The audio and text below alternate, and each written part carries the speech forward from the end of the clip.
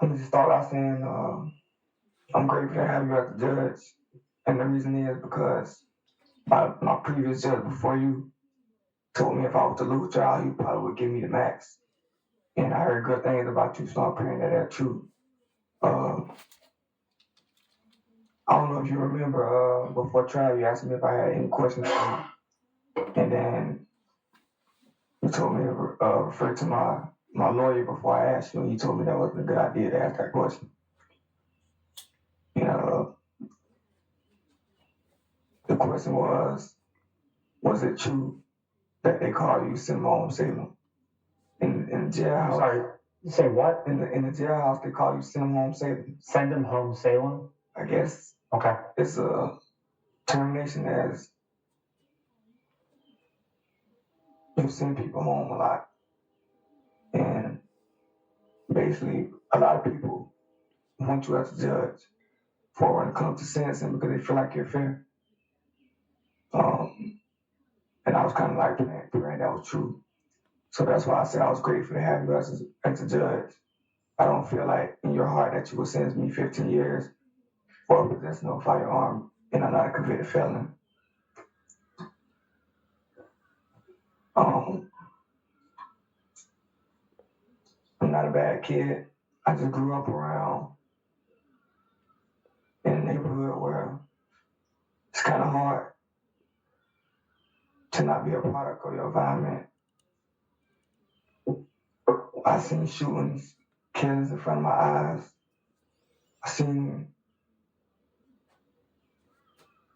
somebody die in front of me. At the age of 14, I never told nobody. My friend was killed by the police when I was 16. Mm-hmm. My stepdad died. He was a good role model for me. He was with my mom for like 15 years. He died. He was keeping me in the right path when my dad was in prison. He was the only father figure I had at the time. And when he died, that's when I got incarcerated. When I was 16, right after my 16th birthday. And just being a follower, trying to ride around in the car I didn't know it was stolen. And I wanted to drive it. And it happened to be armed carjacked.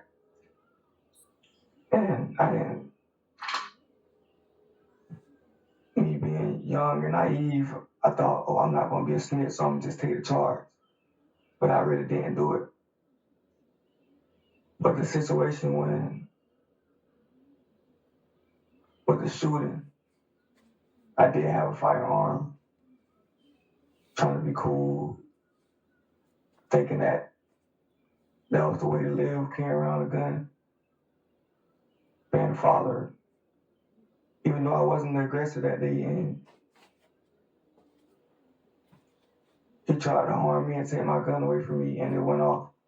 I should never had it.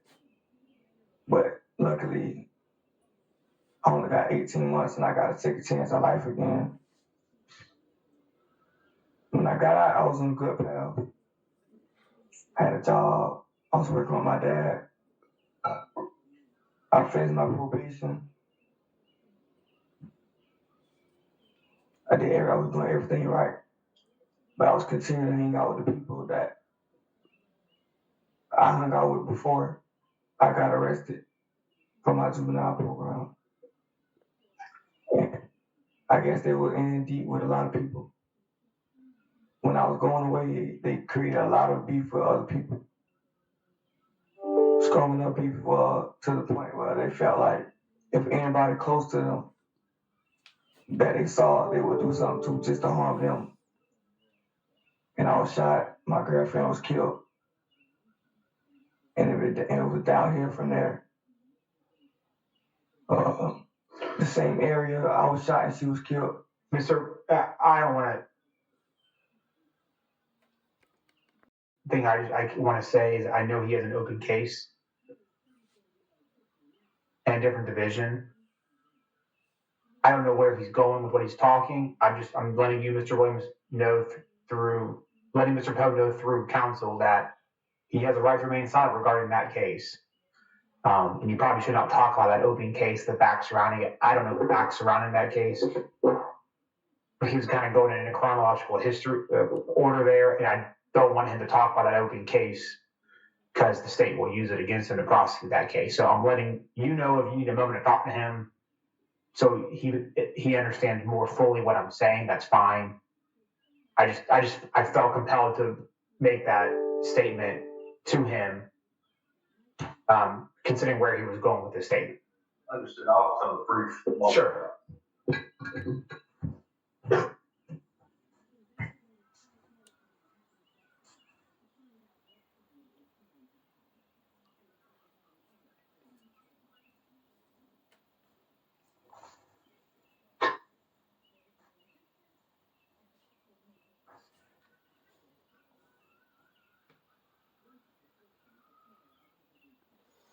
I think we have an understanding. Okay, Mr. Poe, you can continue. You were talking about when your girlfriend was shot. I appreciate you for stopping me, but I wasn't going to mention anything about the open case. Okay. It had nothing to do with it. Sure.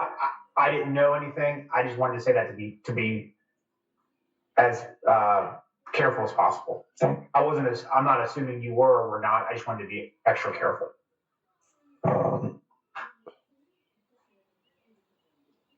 Oh, well, after she was killed and I was shot, it just life took a toll on me. Everything began going down here after that. Same area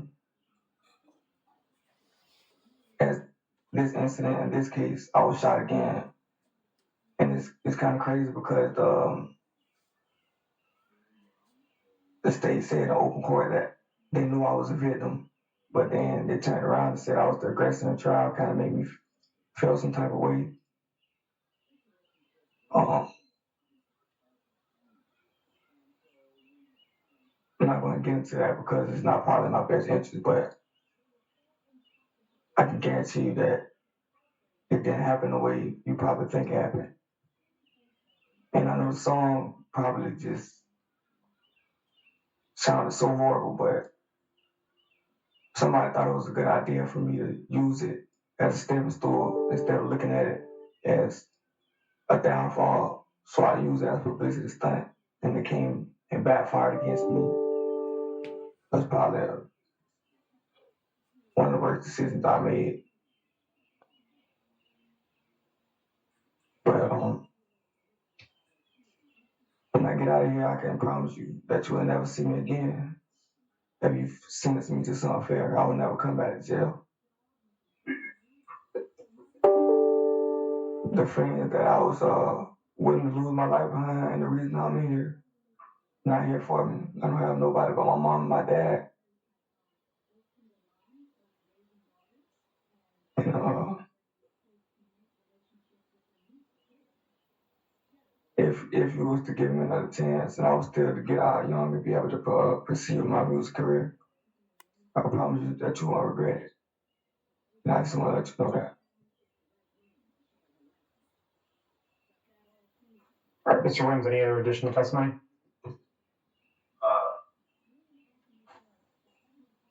No additional testimony at this time. Nobody in court for him. Nobody in court with him. Saying something? Excuse me? No additional testimony. I was going to speak, but. Oh, sure. The way I typically, it's still a hearing. I go to state evidence, defense evidence, state argument, defense argument.